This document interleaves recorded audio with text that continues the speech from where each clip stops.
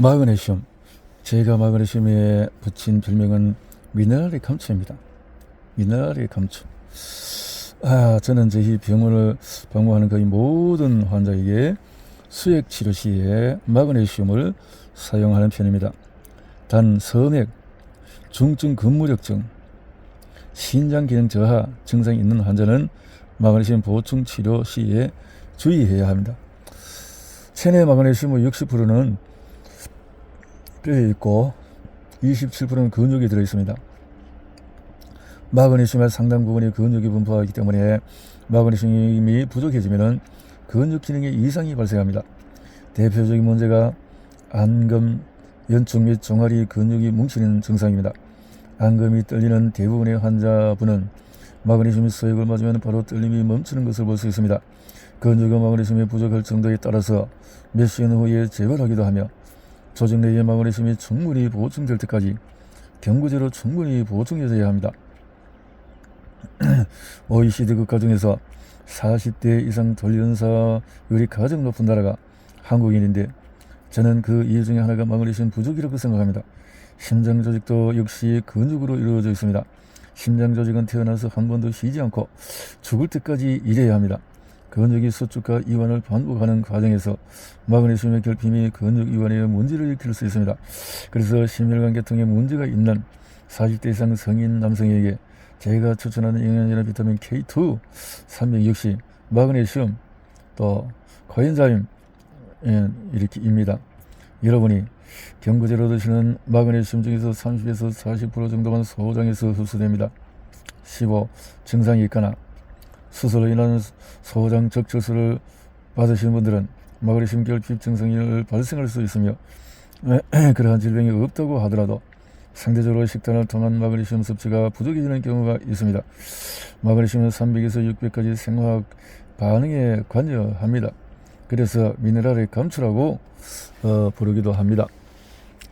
미국에서 1998년부터 2010년까지 수면장애 유병률과 제초제 사용량과의 관련성에 관한 연구 자료를 보면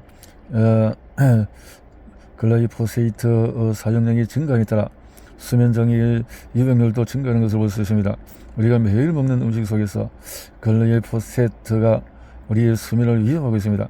이 시간 되면 글리포세이트가 꿈에서도 나올까 무섭습니다. 최대한 적게 섭취하려고 노력하고 그동안 체내에 쌓아놓은 것은 어떤 방법으로라도 체외로 배출하려는 노력이 필요합니다. 트립토판 대사에 영향을 미치는 또 다른 요인이 있는데 바로 기능학자가 싫어하는 환경호르몬 역할을 하는 제초제입니다. 글리포세이트가 인체에 미치는 여러가지 악영향 중에서 트립토판 대사와 관련된 사항은 다음과 같습니다. 음식을 통한 트립토판 흡수를 억제합니다. 염증 반응이 증가해 트립토판 체내 사용량이 많아져서 트립토판이 고갈됩니다. 트립토판은 필수 아미노산으로서 체내에서 합성할 수가 없으므로 음식으로 섭취하거나 보조제로 먹어야 합니다. 우리가 먹는 트립토판의 90%는 체내 단백질, 나이아신, 피콜리네이트 합성의 원료로 사용되고 남은 10% 정도가 5-HTP 합성의 원료로 사용됩니다. 체내 염증이 심해지면 트립토판이 많이 필요하기 때문에 상대적으로 5-HTP를 만들 원료가 부족해질 수가 있습니다. 장에서 만들어지는 세로토닌의 95%는 장에서 사용되고 나머지는 혈소판을 통해서 필요한 곳에 전달됩니다. 문제는 완성품인 세로토닌은 BBAB를 통과할 수 없기 때문에 내려 들어갈 수 없습니다. 그러나 원료가 되는 트립토판이나 5-HTP는 BBB를 통과할 수 있습니다. 그렇게 통과된 트립토판 중에서 1%만 멜라토닌이 됩니다. 조금만 체내 필요량이 증가하면은 뇌의 멜라토닌 합성에 큰 영향을 미치게 된다. 트립토판이 영향을 한다. 중금속 킬레이션, 납, 수은, 칼륨, 알루미늄 등의 체외 배출을 해야 되고 면역 기능, 자유 라디칼을 제거하는 항산화 기능, 모발 재생에 요오드가 이렇게 필요하고 요오드 기능에 영향을 미치는 영양소가 셀레늄, 또 아연, 구리, 철, 비타민 A 이것이 부족하면 요오드 기능과 갑상선 호르몬 기능도 떨어뜨린다. 셀레늄, 아연, 구리, 철, 비타민 A 다는 거죠. 많은 분은 요오드 결핍에 시달리는 주된 이유는 WHO에서 권장하는 기준치가 너무 낮게 설정되어 있어 실제 필요한 것보다 턱없이 부족한 섭취를 하게 되어서일 뿐만 아니라 중금속, 환경 오염물질, 불소, 염소, 브롬에 노출됨으로 인해서 요오드 요구량이 증가하므로 상대적 결핍에 빠질 가능성이 커졌고, 주류의학에서 고용량 요오드 섭취 시 발생할 수 있는 부작용에 대한 주의사항을 너무 강조함에 따라 환자들이 요오드 섭취를 거리게 되었기 때문입니다. 일본인의 하루 평균 요오드 섭취량을 고려해 본다면 5,000mcg 정도 복용하는 것은 아무런 문제가 되지 않을 것으로 판단됩니다. 한편 일부 요오드를 맹신하는 선생님 중에서 요오드를 5만 mcg까지 처방하는 분들이 있는데, 그렇게 많은 용량은 정말로 특수한 상황에서 일시적으로는 사용해 볼 수 있으나 인체에 일어나는 현상을 통해서 볼 때는 부작용을 우려하지 않을 수 없다는 거죠. 자, 예. 요오드 같은 할로겐족에 속하는 불소, 염소, 브롬은 화학적 성질이 비슷하므로 요오드와 동일한 수용체 리셉터를 두고 길항하게 됩니다. 길항, 서로 부딪힌다는 거죠. 요오드는 모든 세포를 열 수 있는 진짜 열쇠이고, 요오드와 모형이 비슷한 불소, 염소, 브롬은 가짜 열쇠라고 생각하면 이해가 빠를 듯 합니다. 요오드 수용체를 자물쇠라고 볼 때 진짜 열쇠인 요오드가 연결되면은 자물쇠가 열리지만, 가짜 열쇠인 불소, 염소, 브롬이 붙으면은 자물쇠가 열리지 않을 뿐 아니라 진짜 열쇠인 요오드가 연결되는 것도 방해하게 됩니다. 쉽게 말씀드리면 이들은 요오드가 하는 모든 기능을 방해한다고 보시면 됩니다. 요오드가 우리 몸에서 어떤 기능을 하는지 그래서 이해를 해야 되겠다 하는 거네요. 자,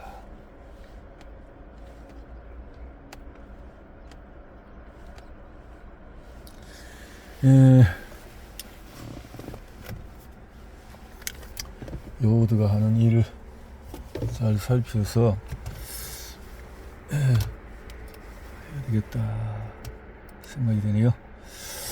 갑상선 호르몬의 원료가 바로 타이로신, 티로신, 아미노산에 요오드가 붙어서 이 타이로신이 되는데, 요오드 기능이 바로 갑상선 기능과 직결되므로 요오드가 부족해서 갑상선 호르몬 생성에 지장을 초래하게 된다.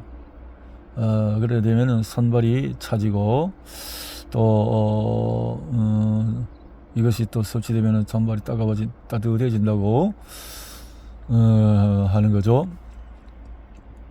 성장과 발달에서 요오드는 태아 성장과 두뇌 발달, 지능 향상에도 도움이 되고, 연구에 보면은 요오드가 결핍됐던 지역에 요오드화 소금이 도입된 이후에 지역 주민들의 IQ가 15% 이상 상승했다는 연구 결과가 있고, 임산부가 이것을 섭취하지 못하면 태아의 인지 발달 장애가 발생할 수 있다고 이렇게 보고도 되고 있다라는 거죠.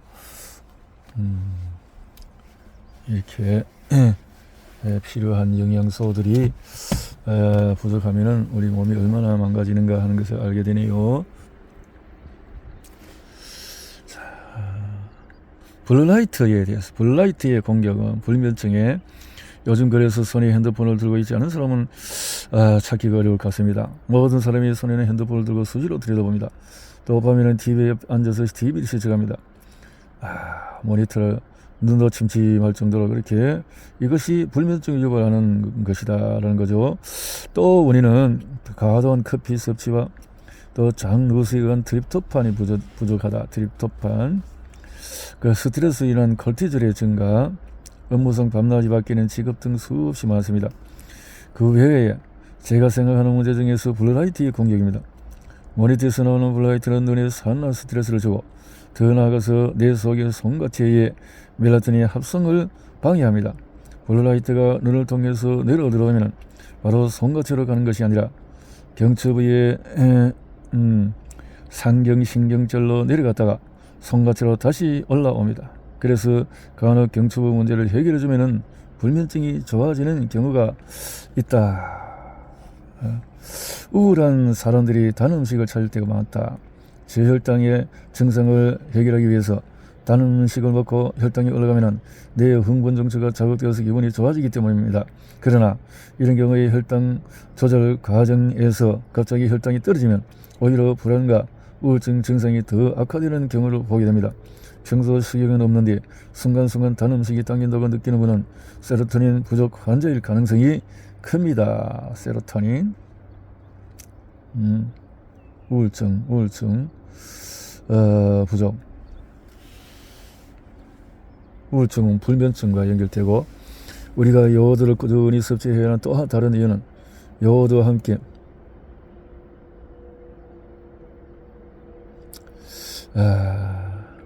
요즘도 심심치 않게 치약에 불소가 포함되어 있던 사람을 볼 수 있습니다. 중치 예방 목적으로 1981년부터 수돗물 불소 사업은 38년 동안 진행되어 오다가 2019년에 전면 폐지되었습니다. 불소는 치아 우식증을 예방하고 중치 예방 효과는 탁월하지만 요오드의 기능을 방해하는 고이트로젠 역할도 하기 때문에 지금도 수돗물을 소독하기 위해서 불소와 염소를 사용하며 수영장에 오염을 막기 위해서 염소 소독을 하고 있습니다. 건강에 아무런 문제가 없어서 아직 사용하고 있다기보다는 어느 정도 유해성이 있을지라도 유익한 부분이 더 크다고 보기 때문에 사용하고 있습니다. 염소는 휘발성이 높으므로 수돗물을 하루 정도만 받아놓으면 하루 만에 대략 83% 정도 제거되며 5분 정도 끓이면 그만큼 도움을 받을 수 있다 라는 거니까 염려되면 끓여서 마시자, 그 말이죠. 자, 요오드와 갑상선 문제에 대해서 쭉 계속 보는데 요오드 권장량에 대해서 자, 다시마라든가 이런 데서 찾을 수 있지만은 거긴 또 다른 오염된 물질들도 같이 있기 때문에 요즘 참 먹기가 그렇네요. 멜라토닌의 기능은 어떨까요? 멜라토닌 항산화제, 혈액 내 관문을 통과하는 항산화제로 뇌에서 발생하는 여러가지 산화 스트레스로 인해서 손상당한 뇌 조직의 재생을 돕고 스트레스를 해소하고 낮 동안에 쌓인 교감신경의 흥분과 부신 피로를 줄여주고 미주신경의 기능을 향상시켜서 심장박동과 장관 소화, 혈액순환 등의 기능을 담당하는 부교감신경의 기능을 향상시켜주고 기타 간 해독과 신장 기능 향상, 건강한 뼈 생성, 말초신경 손상 재생 등도 하고 있다라는 거죠.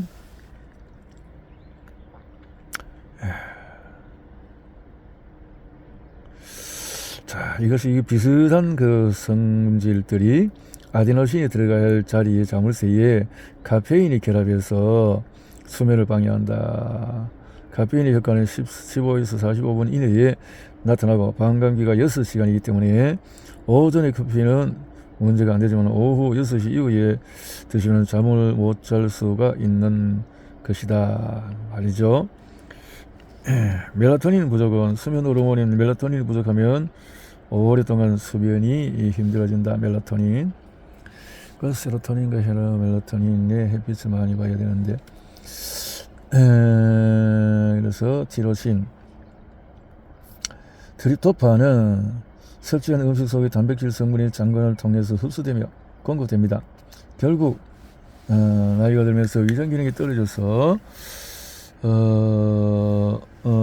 위에서 위산과 펩신 생산량이 줄어서 먹은 음식을 잘 분해하지 못하는 것입니다. 분해되지 않은 단백질은 영양소로서의 역할을 하지 못하고 오히려 이물로서 셀러스 발생을 유발하게 되고 그래서 나이 드신 분들이 잠이 없어지고 피부가 가려워지는 이상현상이 나타나는 것입니다. 나이가 들어서 수면장애가 생기신 분들은 장부터 치료해야 합니다. 장부터 치료해야 합니다. 치료되기까지 시간이 많이 걸리기 때문에 외부에서 멜라토닌을 추가로 보충하기도 합니다.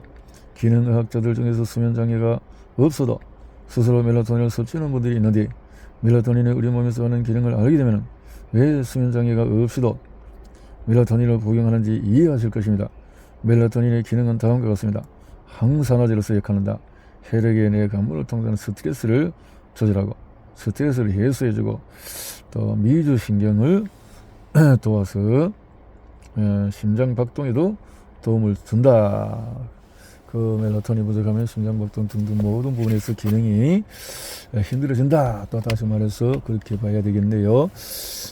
자, 이렇게 세포벽의 기능이 무너지면은 장 증후군으로 누수 증후군으로 장관 세포벽이 무너지고, 이래서 저눌린을 생성해서 촉진해서 장관세포에서 글루텐 성분 중에서는 글로이딘이라는 단백질이 있고, 그 위에 반대로 저눌린을 생성하는 하는데, 이것을 억제하는 것이 바로 유산균이다. 유산균. 장누수에 대해서는 추후에 바른 식단 관리에서 더 설명해보자. 장근세포. 건강한 장은 세포와 세포 사이가 단단히 접합해 있습니다.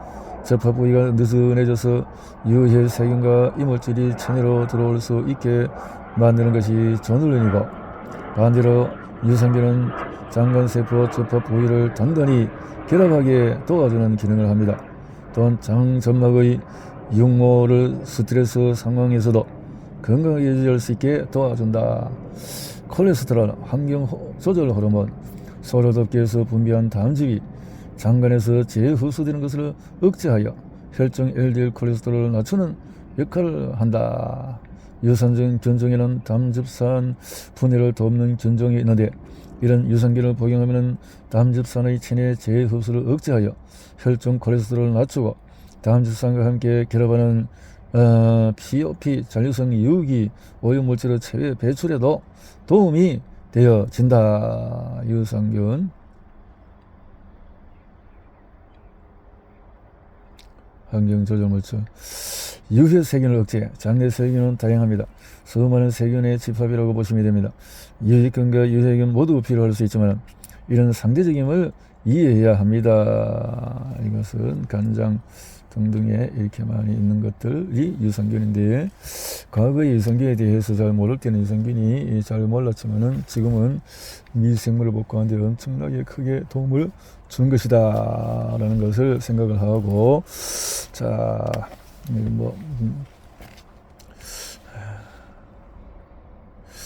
아데노신 부족은 낮 동안에 열심히 일하면 우리 몸에는 아데노신이 쌓이게 되는데, 열심히 일해서, 그래서 아데노신 ATP라는 에너지원에서 세 개의 인산기를 하나씩 떼어내면 최종적으로 남는 것은 육체적 활동을 많이 할수록 아데노신이 많이 만들어진다. 그래서 간혹 잠들기 힘들다고 하는 분들 중에서 아데노신이 부족한 경우가 많은데, 이런 분들은 몸을 많이 사용하는 일을 하면 좋다. 육체적인 활동량이 적고 정신적인 스트레스를 많이 받는 분들 중에서 불면증이 많은 이유가 그렇다는 거죠. 아데노신이 하는 기능을 방해하는 놈이 바로 카페인이다. 카페인은 아데노신이 붙어야 할 자리에 달라붙어서 극성을 유지하게 한다. 카페인의 분자 구조는 아데노신과 유사하다. 아데노신과 카페인의 분자 구조가 아데노신과 비슷하기 때문에 잠 못 이루게 만드는 것이다. 그래서 아데노신 ATP, 아데노신 이것이 부족하면은 불면증이 온다 라는 것을 생각을 해야 되겠네요.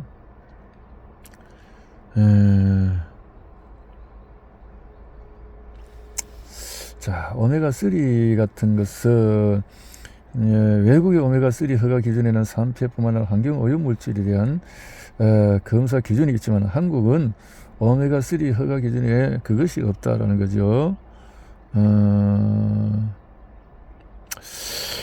우리는 영양제 통에 적혀있는 용량을 믿고 구매한다. 그렇다면은 판매되는 제품들은 정말 정확한 용량의 오메가3가 들어있나요? 국내 오메가3 허가 기준을 보면은 표시량의 80% 이상만 함유되어 있어도 허가를 해줍니다.